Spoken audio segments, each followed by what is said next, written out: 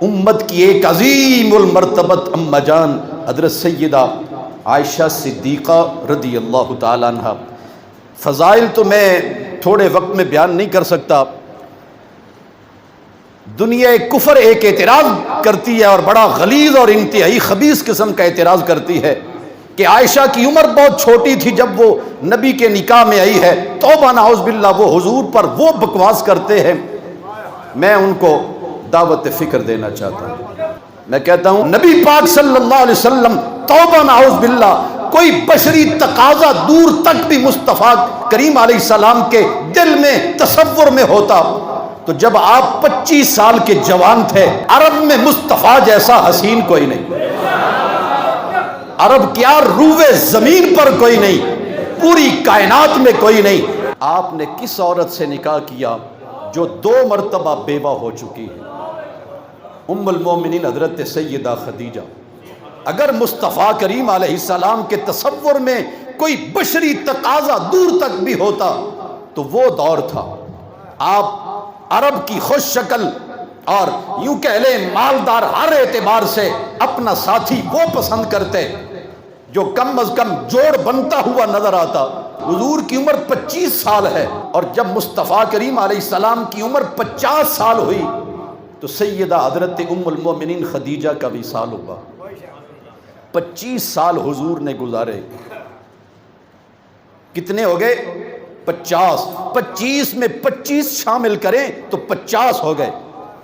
رسول پاک صلی اللہ علیہ وسلم جب گھر میں بیوی کوئی نہیں، بچے چھوٹے ہیں، تو آپ سے عرض کی گئی کہ آپ کے گھر میں کوئی خدمت کرنے والی خاتون، حضرت عائشہ صدیقہ کا نام بھی پیش ہوا اور ایک اور بزرگ عورت کا نام جن کا نام ام المومنین حضرت سودا ہے۔ یہاں بھی سنیں، جب رسول پاک علیہ السلام کی عمر 50 سال ہے تو حضرت ام المومنین سودا کی عمر 55 سال ہے۔ پہلے دونوں نکاح جو رسول پاک علیہ السلام نے فرمائے اپنے سے بڑی عمر کی عورتوں کے ساتھ، آج دنیا کفر بکواس کرتی ہے اور زبان درازی کرتی ہے نبی پاک علیہ السلام کی ذات پر۔ میں کہتا ہوں بڑے بے شرم ہو تم اس رسول کی عظمت پر دسترازی کرنا چاہتے ہو جس نے ان عورتوں کو سہارا دیا جن کا سہارا بننے کے لیے کوئی تیار نہیں تھا۔ حضرت سیدہ عائشہ صدیقہ رضی اللہ تعالی عنہا کی عمر 9-10 سال کے قریب جب وہ مصطفیٰ کریم کے کشانہ اقدس میں آئیں، اگر دیانتداری کا جنازہ نہیں نکل گیا تو کم از کم میری بات پہ غور کرنا، اور مجھے امید ہے انشاءاللہ یہ بات تمہارا بخار اتار دے گی۔ نبی پاک علیہ السلام نے فرمایا بڑی عمر میں پڑھا ہوا علم ایسے ہے جیسے پانی کے اوپر نقش ہوتا ہے، 55 میں پڑھا ہوا علم ایسے ہے جیسے پتھر کے اوپر نقش ہے۔ رسول پاک صلی اللہ علیہ وسلم یہ چاہتے تھے ایک انتہائی نیک پارسا عورت میرے نکاح میں آئے تاکہ میں اس کو صرف عورتوں کے مسائل نہیں، آنے والے وقت میں جب میری امت کو ضرورت پڑے اور میں دنیا میں ظاہری طور پر نہ ہوں تو وہ عورت امت کو سنبھال لے۔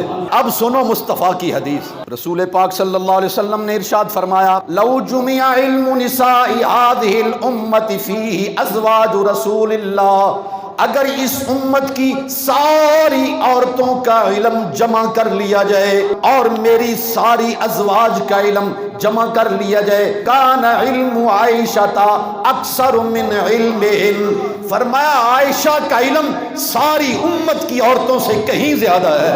بس یہ غرض تھی مصطفیٰ کی، بخدا کوئی ایسا تقاضا بشری نہیں تھا، اگر کچھ ہوتا تو مصطفیٰ اس کا اظہار کرتے۔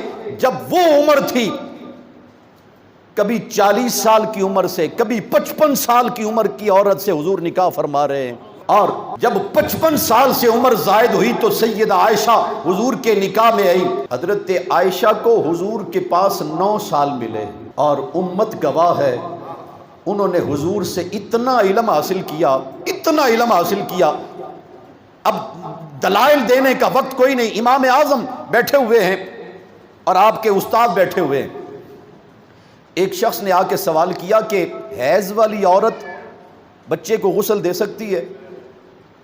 استاد صاحب خاموش ہو گئے، امام اعظم بچے تھے، یہ بول پڑے جی عورت غسل دے سکتی ہے۔ استاد صاحب بڑے حیران ہوئے، اوے کاکا، اوے نعمان، تمہیں یہ مسئلہ کس نے بتایا ہے؟ کہا جی آپ نے ہی بتایا ہے۔ میں نے کیسے بتایا؟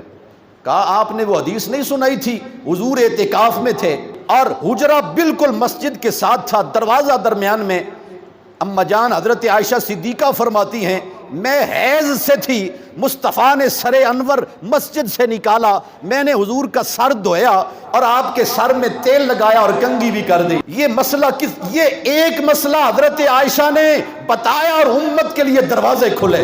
یہودی اپنی عورتوں کو منحوس کہتے جب وہ حیض سے ہوتی، مصطفیٰ کریم جب تشریف لائے فرمایا یہ کوئی منحوس نہیں ہے، یہ کوئی بد نصیب نہیں ہے۔ حضرت عائشہ صدیقہ فرماتی ہیں میں حیض سے ہوتی، مصطفیٰ کریم کے ساتھ مل کے کھانے میں شریک ہوتی، اگر میں نے برتن پانی کا پہلے اٹھا لیا ہے، میں نے پانی پی لیا، حضور نے برتن اٹھایا تو اس کو دیکھا عائشہ کے ہونٹوں کے نشان کدھر ہیں؟ مصطفیٰ کریم نے ڈھونڈ کر وہاں اپنے ہونٹ رکھے جہاں سے میں نے پانی پیا ہوتا۔ یہ مسئلے کس نے بتانے تھے امت کو؟ اور ایک اور بڑے جلیل القدر صحابی کی گواہی، خود بھی صحابی ہے، باپ بھی صحابی ہے، اور صرف صحابی نہیں، عشرہ مبشرہ میں سے ہے۔ حضرت عروہ ابن زبیر کہتے ہیں ما رأیت احدا اعلم بالقرآن ولا بفریضۃ ولا بحلال ولا بحرام ولا بفقہ ولا بطب ولا بحدیث العربی ولا بنسب من عائشہ رضی اللہ تعالی عنہا۔ فرماتے ہیں جب مصطفیٰ کریم کا وصال ہو گیا ہمیں علم کی ضرورت پڑتی، میں نے قرآن کا بڑا عالم اور حلال و حرام کا بڑا عالم، فرائض کا بڑا عالم، فقہ کا بڑا عالم جناب عائشہ سے بڑھ کر کوئی نہیں دیکھا۔